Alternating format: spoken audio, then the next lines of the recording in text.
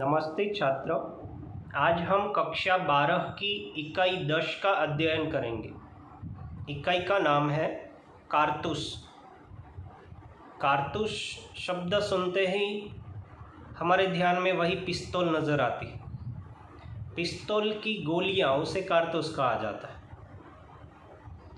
इस इकाई के रचयिता हबीब तनवीर, जिनकी फ़ोटो प्रस्तुत है, कुछ साहित्य की किताबों में हबीब तनवीर को एक स्त्री की फ़ोटो में चित्रित किया है, परंतु गूगल के माध्यम से हमने प्रयत्न किया है और सही माहिती प्राप्त की है। हबीब तनवीर का जन्म सन 1923 में छत्तीसगढ़ के रायपुर में हुआ था। नागपुर से उन्होंने स्नातक की उपाधि प्राप्त करने के बाद ब्रिटेन में नाट्य लेखन का अध्ययन किया था। महाराष्ट्र के नागपुर से उन्होंने ग्रेजुएट की उपाधि प्राप्त की थी और फिर वे नाट्य लेखन के बारे में अध्ययन करते रहे। दिल्ली लौटकर नाट्य मंच की स्थापना की। नाट्य मंच यानी जहाँ पर लोग नाटक निरूपण के लिए आते हैं, जहाँ पर नाटक बनते हैं, ऐसा एक मंच, ऐसा एक स्टेज। वे नाटककार, कवि, पत्रकार, निर्देशक और अभिनेता जैसी बहुमुखी प्रतिभा के धनी थे, किंतु लोकनाट्य उनका मनपसंद क्षेत्र रहा। उनको कई पुरस्कारों, फेलोशिप और पद्मश्री से सम्मानित किया गया। आगरा बाजार, चरणदास चोर, देख रहे हैं नैन, हिरमा की कहानी आदि उनके प्रमुख नाटक हैं तथा वसंत ऋतु का सपना, शाजापुर की शांतिबाई, मिट्टी की गाड़ी और मुद्रा राक्षस अनुदित नाटक, यानी उन्होंने ऐसे नाटकों का अनुवाद भी किया। भारत देश जब आज़ाद नहीं हुआ था, भारत देश ने 700 से 800 से भी ज़्यादा साल तक गुलामी में जिया और अंग्रेज़ों के समय में भी भारत देश के वीरों ने कई समस्याओं का, कई स्थितियों का सामना करना पड़ा। उसी समय सुभाष चंद्र बोस, चंद्रशेखर आज़ाद, गांधी जी, वीर भगत सिंह, सुखदेव, राजगुरु, खुदीराम बोस, सरदार पटेल, ऐसे कई नामी और कई अनामी भी लोग थे कि जिनके बारे में और जिनके नाम के बारे में हमें पता नहीं है। ऐसे लोग भी इस देश के लिए कुर्बान हो गए थे। इसी इकाई में, इस एकांकी में एक वजीर अली नामक व्यक्ति की कहानी है कि जो व्यक्ति देश के लिए वफादारी पूर्वक कार्य कर रहा था और देश को आज़ाद करने के लिए उसने जंगलों में अंग्रेज़ों को हैरान कर दिया था। ऐसे वजीर अली की कहानी का आज हम अध्ययन करने वाले हैं।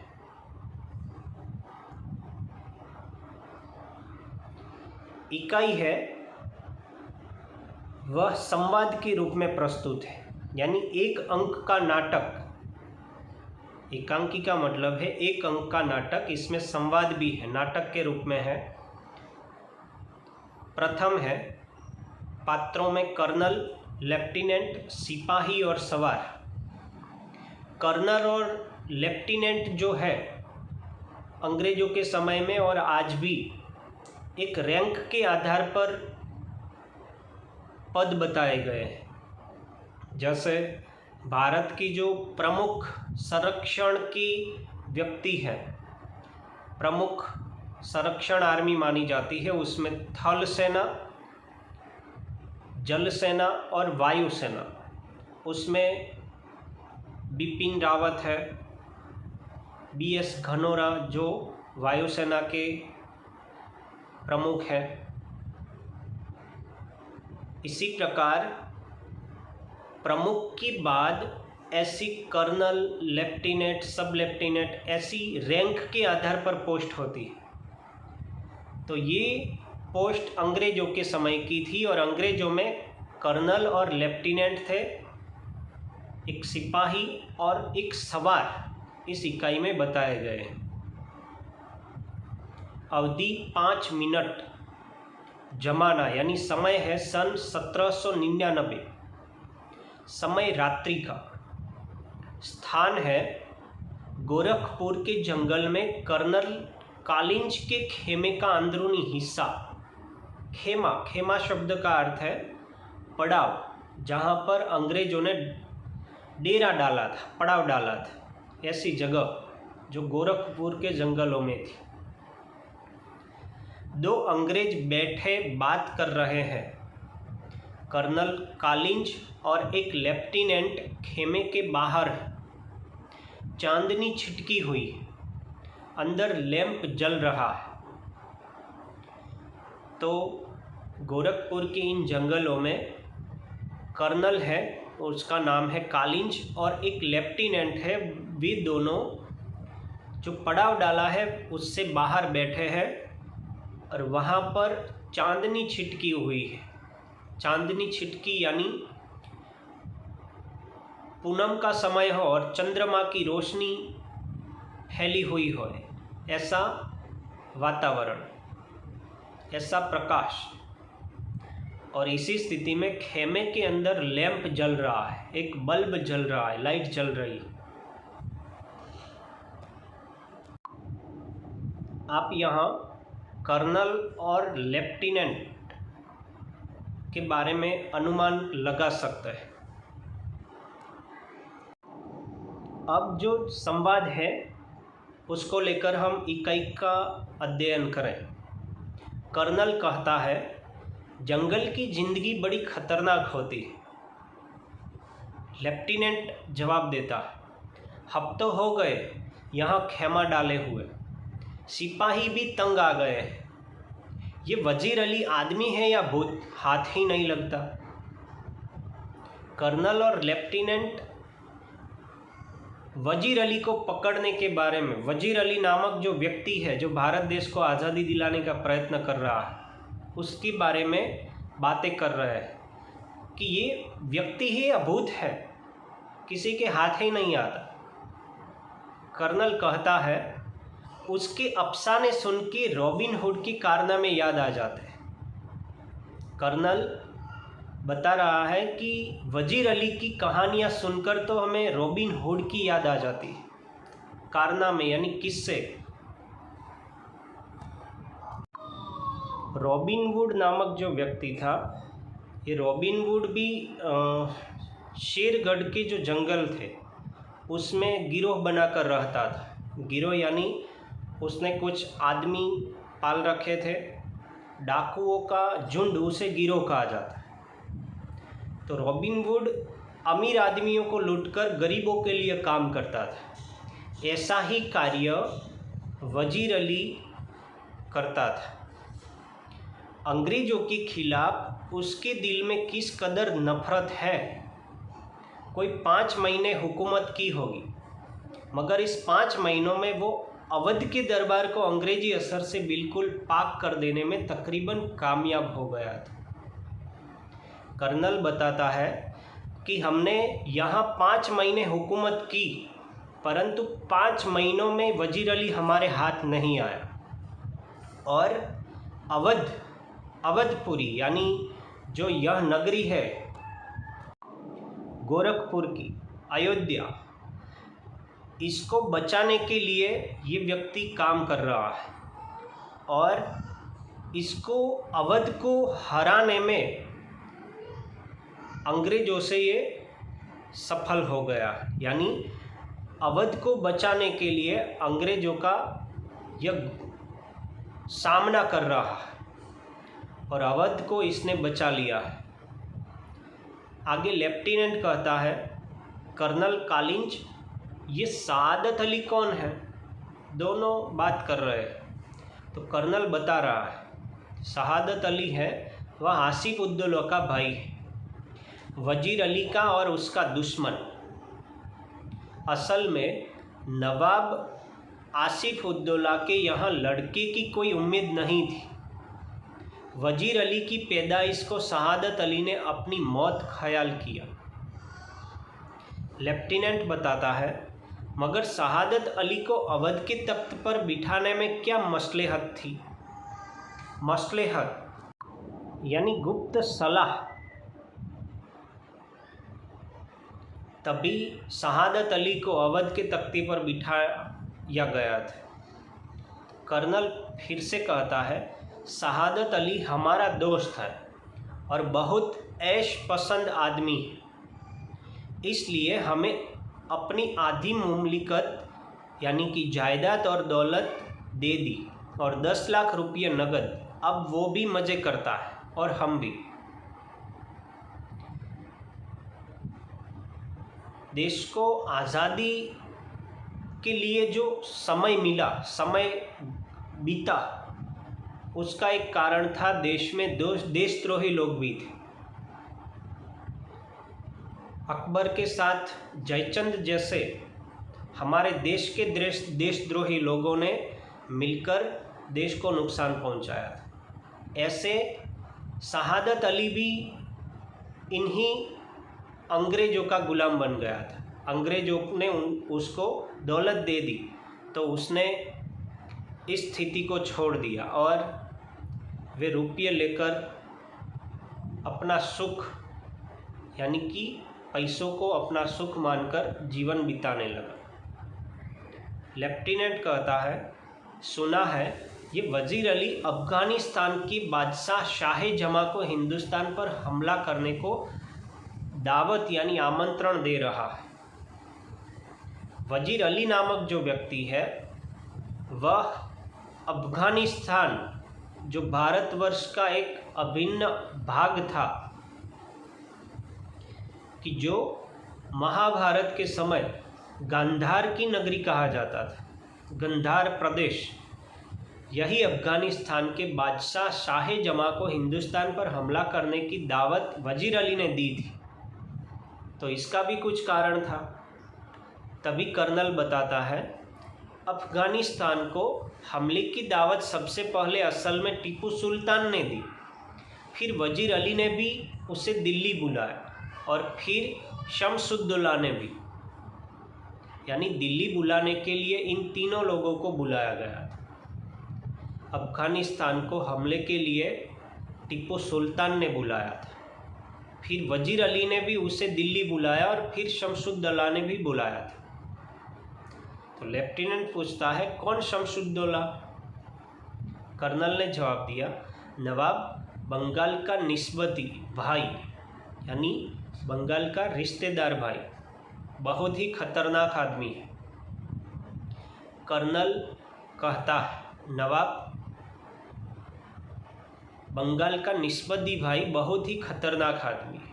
आगे लेफ्टिनेंट कहता है, इसका तो मतलब ये हुआ कि कंपनी के खिलाफ सारे हिंदुस्तान में एक लहर दौड़ गई। कर्नल कहता है, जी हाँ, और अगर ये कामयाब हो गई तो बक्सर और प्लासी के कारनामे धरे रह जाएंगे और कंपनी जो कुछ लॉर्ड क्लाइव के हाथों हासिल कर चुकी है, लॉर्ड वेलेस्ली के हाथों सब खो बैठेगी। तो इन सभी बातों में वजीर अली का एक अनन्य हिस्सा था। तभी लेफ्टिनेंट बताता है कि वजीर अली की आज़ादी बहुत ख़तरनाक है, यानी जो वजीर अली अभी तक हमारे हाथों में नहीं आया तो ये हमारे लिए ख़तरनाक साबित हो सकता है। यानी अंग्रेज़ों को वे भारत से तुरंत निकाल देने में सक्षम होगा। हमें किसी न किसी तरह इस शख्स को गिरफ्तार कर ही लेना चाहिए। तभी कर्नल कहता है, पूरी एक फौज लिए उसका पीछा कर रहा और बरसों से वो हमारी आंखों में धूल झोंक रहा है, यानी हमारी पकड़ में नहीं आ रहा और इन्हीं जंगलों में फिर रहा है और हाथ नहीं आता। उसके साथ चंद जांबाज हैं, यानी कुछ जांबाज लोग भी हैं, बहादुर वफादार लोग भी हैं, मुट्ठी भर आदमी, मगर ये दमखम है। कुछ आदमी है थोड़े ही, परंतु ये मजबूत आदमी है। तभी लेफ्टिनेंट कहता है, सुना है वजीर अली जाति तौर से भी बहुत बहादुर आदमी है। वजीर अली जाति तौर से भी बहुत बहादुर आदमी है। तभी कर्नल बताता है, बहादुर ना होता तो यूँ कंपनी के वकील का कत्ल कर देता। जो वजीर अली ने कंपनी के वकील का भी कत्ल कर दिया था। लेफ्टिनेंट कहता है, ये कत्ल का क्या किस्सा हुआ था कर्नल? कर्नल बताता है, किस्सा क्या हुआ था, उसको उसके पद से हटाने के बाद हमने वजीर अली को बनारस पहुंचा दिया और 3 लाख रुपया सालाना वजीफा मुकर्रर कर दिया। कुछ महीने बाद गवर्नर जनरल ने उसे कलकत्ता यानी कोलकाता तलब किया, बदला दिया। वजीर अली कंपनी के वकील के पास गया जो बनारस में रहता था और उससे शिकायत की, गवर्नर जनरल उसे कलकत्ता में क्यों तलब करता है। वकील ने शिकायत की परवाह नहीं की, उल्टा उसे बुरा भला सुना दिया। वजीर अली के तो दिल में यूं भी अंग्रेज़ों के खिलाफ नफरत कूट कूट कर भरी। उसने खंजर से वकील का काम तमाम कर दिया। तो इसी प्रकार वजीर अली ने इसी वकील का कत्ल कर दिया था। लेफ्टिनेंट कहता है, और भाग गया।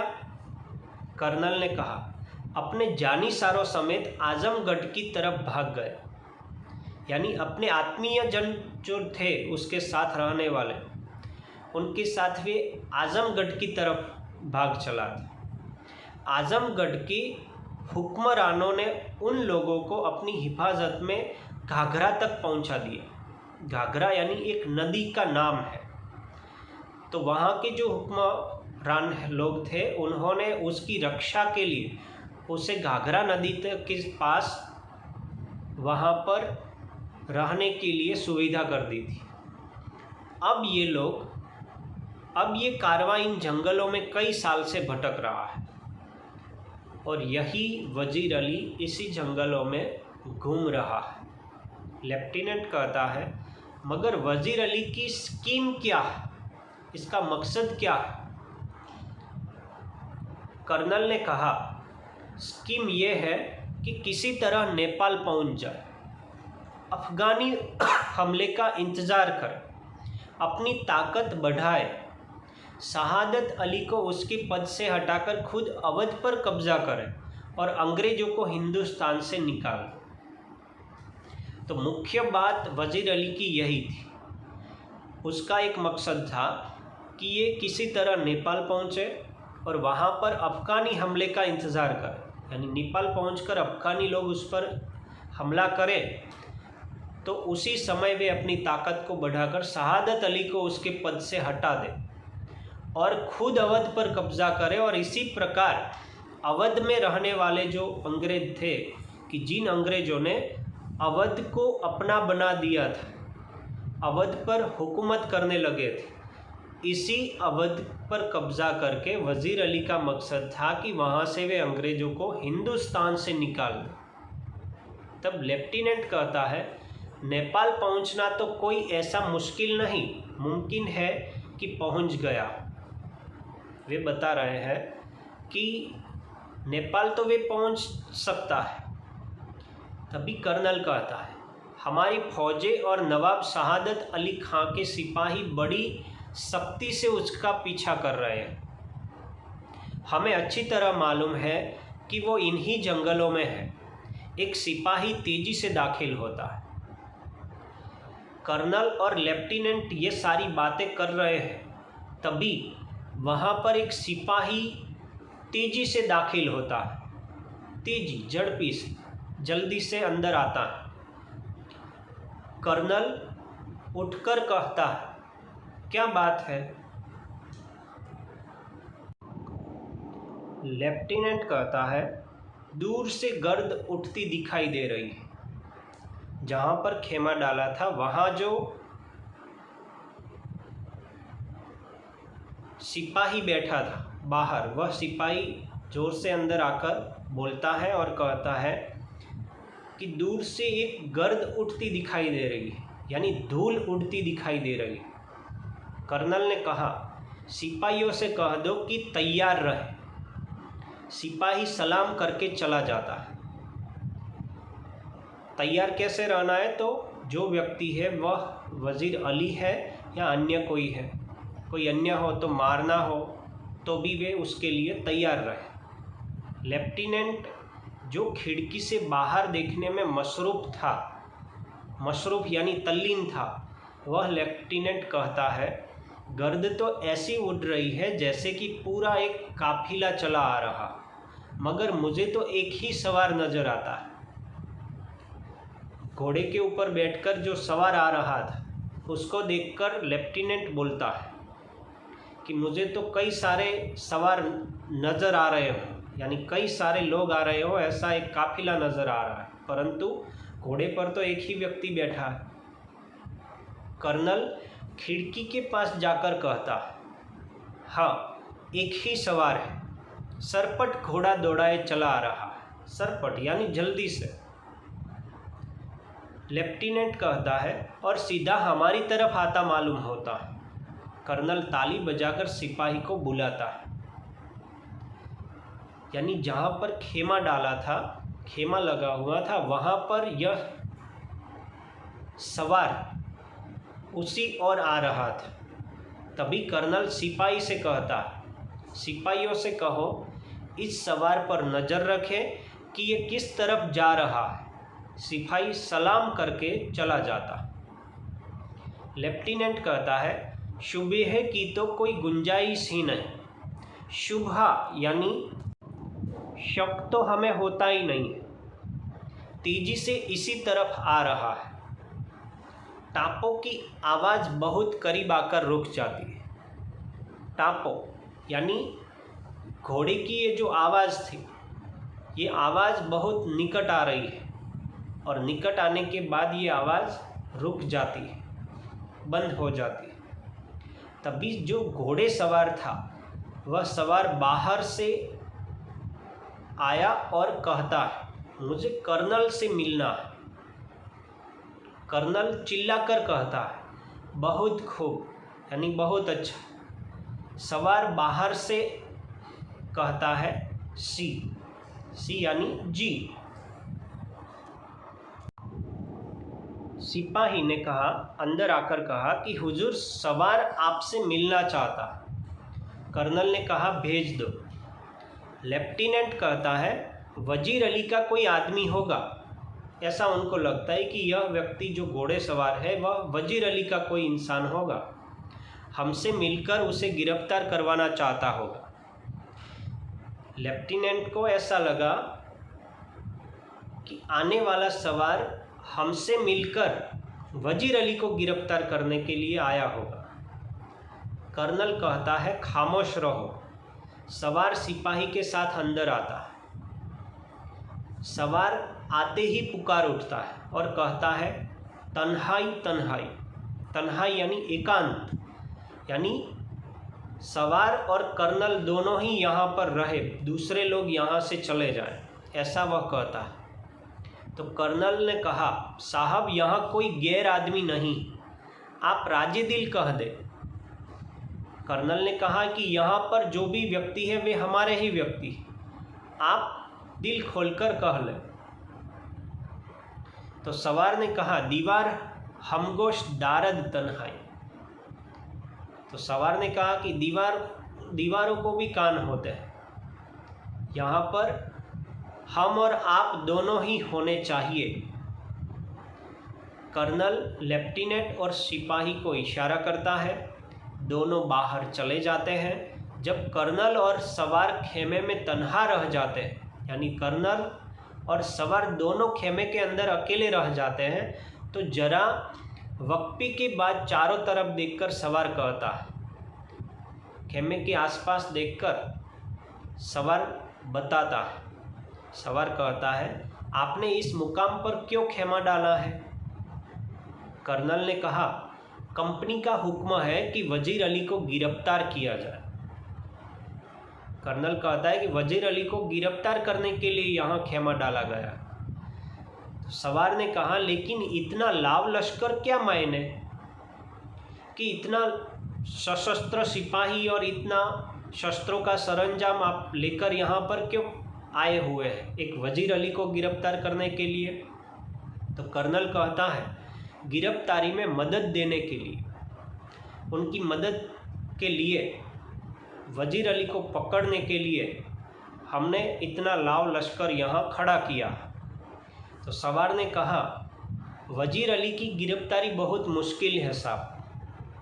कर्नल कहता है क्यों? सवार कहता है वो एक जांबाज आदमी है। जांबाज शब्द का अर्थ यहाँ पर अपनी जान को निछावर करने वाला व्यक्ति। तो कर्नल ने कहा मैंने भी यह सुन रखा है, आप क्या चाहते हैं? तो सवार कहता है चंद कारतूस। सवार ने कहा कि मैं अभी कुछ नहीं चाहता हूँ, मुझे कुछ कारतूस चाहिए, गोलियाँ चाहिए। कर्नल कहता है किस लिए? तो सवार ने कहा वजीर अली को गिरफ्तार करने के लिए। कर्नल कहता है ये लो 10 कारतूस। सवार मुस्कुराते हुए कहता है शुक्रिया, आभार। कर्नल कहता है आपका नाम? तो सवार ने बोला मेरा नाम वजीर अली। आपने मुझे कारतूस दिए इसलिए आपकी जान बख्शी करता हूँ।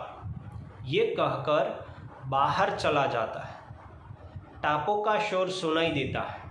कर्नल एक सन्नाटे में है। वजीर अली इतना कहने के बाद तुरंत वहाँ से घोड़ा लेकर चला जाता है। वहीं पर घोड़ों के पैरों की आवाज़ सुनाई देती है और कर्नल तब एक सन्नाटे में है। गुमसुम वहाँ खड़ा है, हक्का बक्का खड़ा है, यानी वे आश्चर्य में पड़ गया है। उसे इसी स्थिति में जब ये आ गया तो उसको कुछ सूझ नहीं रहा है। उसी समय लेफ्टिनेंट अंदर आता है और लेफ्टिनेंट कर्नल से पूछता है कौन था? तभी कर्नल दबी जबान से अपने आप से कहता है एक जांबाज सिपाही, यानी एक अपनी जान की परवाह किए बिना अपनी जान को निछावर करने वाला एक व्यक्ति वजीर अली मेरे पास आया था। उसके आधार पर कर्नल ने कहा एक जांबाज सिपाही। तो छात्र, आज हमने गोरखपुर के जंगलों में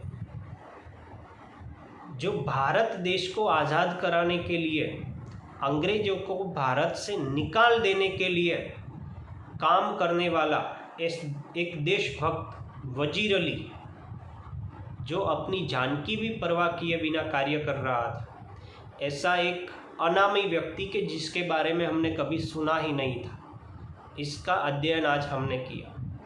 तो हम सभी ऐसे अन्य देशभक्तों भी कहानी सुने, कहानी किताबों के आधार पर या यूट्यूब या इंटरनेट के माध्यम से भी सुने, कि जिसके कारण हमें अपने देश के वफादार लोगों का भी पता चले कि कुछ ऐसे भी वफादार बहादुर लोग थे कि जिन्होंने अपनी जान की परवाह किए बिना राष्ट्र को अपना मानने और राष्ट्र को अंग्रेज़ों से आज़ाद कराने के लिए अपना जीवन कुर्बान कर दिया था। अस्तु।